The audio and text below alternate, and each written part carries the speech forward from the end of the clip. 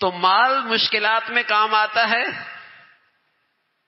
تجربہ ہے، نظر آ رہا ہوتا ہے، اس لیے یقین ہے، اس لیے ایمان ہے، اس لیے اس کی میری زندگی میں بڑی اہمیت ہے۔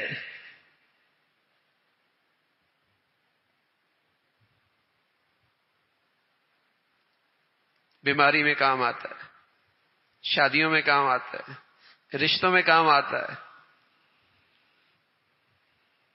اور زندگی کے بہت دھندوں میں کام آتا ہے، تجربہ ہے، آنکھوں سے نظر آ رہا ہے، دنیا بھی ساری یہی کہہ رہی ہے۔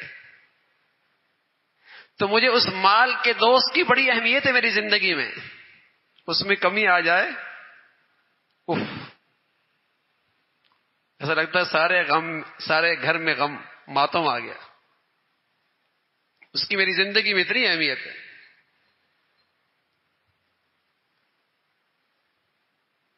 کہ مال ہی نہ رہا تو زندگی کیسے گزرے گی؟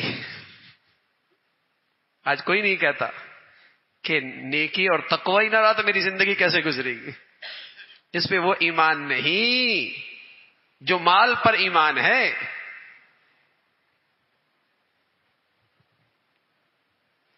کوئی نہیں کہتا کہ اگر میرے بچے بچی میں آج تقوی نہیں تو زندگی کیسے گزرے گی۔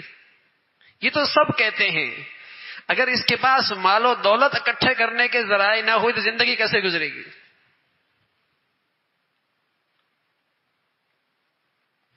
اس کے نفع کا انکار نہیں،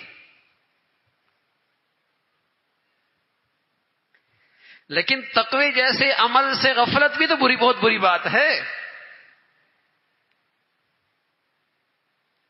اس کی نافعیت کا یقین کیوں نہیں؟ اس کو میری زندگی میں اہمیت کیوں حاصل نہیں ہے؟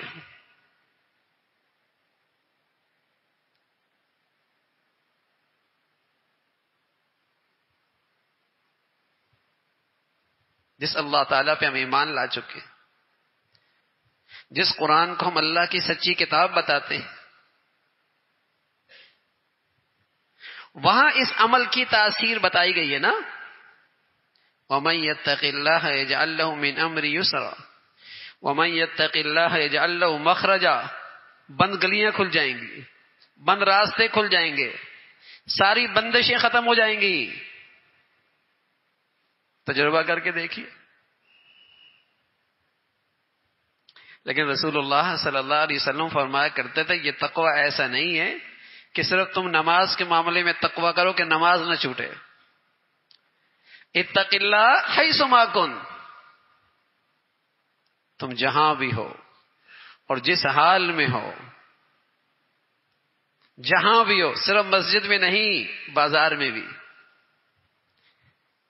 صرف فوتگی بھی نہیں، خوشیوں میں، شادیوں میں بھی، صرف حج بھی نہیں، مال کمانے میں بھی، اور صرف مال کمانے میں نہیں، مال خرچ کرنے میں بھی، تم جس حالت میں ہو، خوشحالی میں ہو یا تنگ دستی میں ہو، صحت میں ہو یا بیماری میں ہو، راحت میں ہو یا تکلیف میں ہو، اپنوں میں ہو یا بیگانے میں ہو، خلوت میں ہو یا مجمع میں ہو، تاریکی اور تنہائیوں میں ہو یا لوگوں کے سامنے ہو، ہر حال میں اللہ سے ڈرنا۔ پھر دیکھیے نا، پھر اللہ کا وعدہ پورا ہوتا ہوا آپ کو سر کی آنکھوں سے نظر آئے گا۔ کیسی مشکلیں آسان ہو گئی، کیسے اللہ نے راستہ کھولا، کیسے آسانیاں ہو گئی، کیسے اللہ نے سہولت کا معاملہ کیا، اور کیسے اللہ نے آپ کو اطمینان اور سکون کی دولت دے دی۔